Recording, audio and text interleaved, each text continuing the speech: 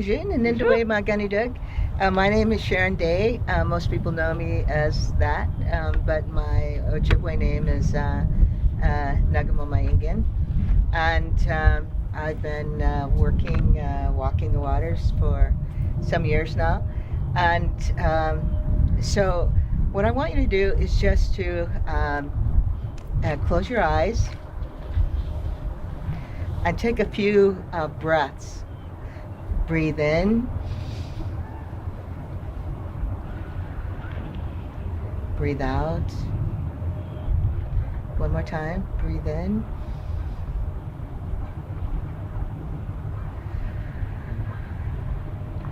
And while you're relaxed and with your eyes closed, I want you to think about a body of water that you know and that you love.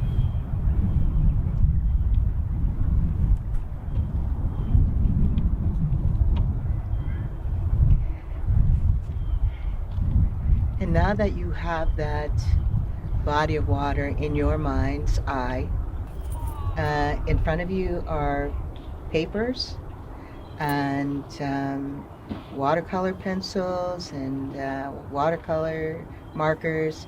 And so just draw a picture of your body of water.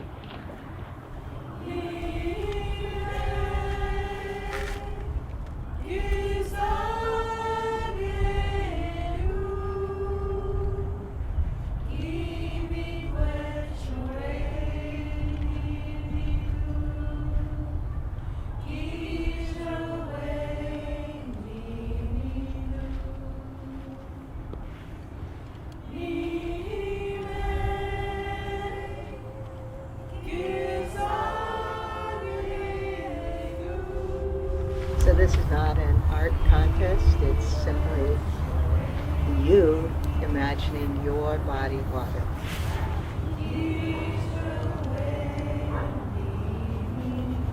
When Sharon said draw a body of water, it's like the river and my body, and recognizing that I drink this water. I drink this water. And so this water that is in my body is this river.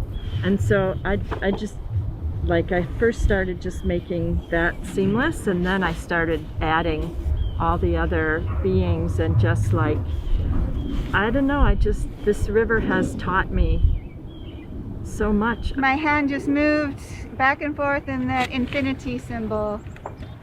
And this body of water, whenever I have come to it, whether in great joy or great sorrow or any type of need, I've always felt that she is so much larger than anything that I come with. It was a small river, but it had a beautiful waterfall, and this is a swan that attacked me once when I was out in a canoe. Very monumental memory, but mostly what I couldn't draw was the smell. And I didn't realize till I went back as an adult how much the smell of the river was a part of my whole being growing up, and what I miss when I don't live near a river. I realize there's a reservoir when it comes out of the ground, and in some ways it struck me it's in the shape of a heart. I've been dedicated to Coldwater Spring for 20-some years. The relationship between the land and the water is important. They feed each other, so I've been really working to restore this to the landscape that it was several hundred years ago at Prairie Oak Savannah. This is the Pacific Ocean out at Sitka, Alaska. And in this springtime, the marking of spring is when the herring come.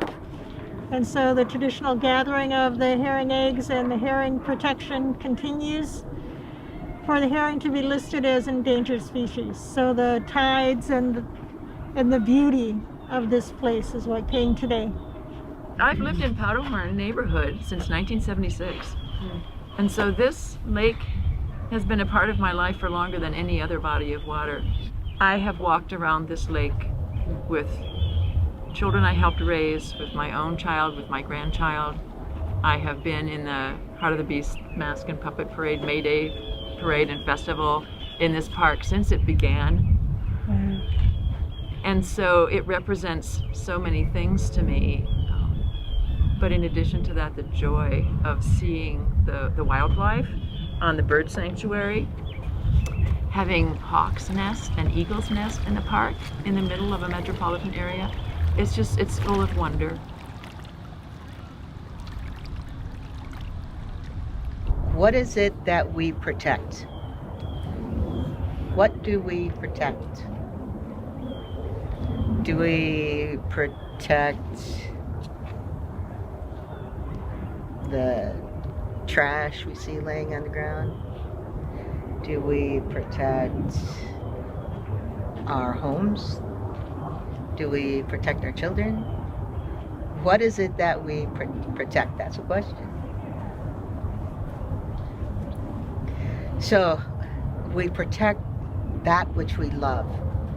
And so now that you have connected with this body of water, I'd like you to write 3 things that you will do to protect that body of water. And we write these things down because if I simply have a thought in my head and I think, today I'm going to do this, I may or may not, right? It's between me and me.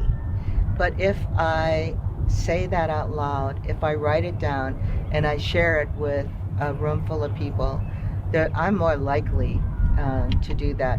And then if I take that home and put it on my refrigerator, I'm even more likely. So just take a few minutes now. 1, 2, 3 things that you will do to protect that body of water.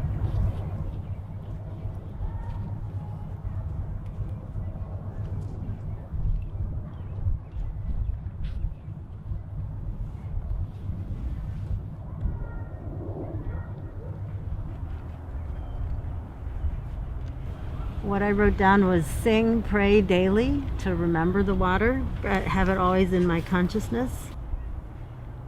I will honor you by prayer, joy, and regular visits. The water has wisdom about what it needs. Restore the prairie. There's a relationship between the water and the land.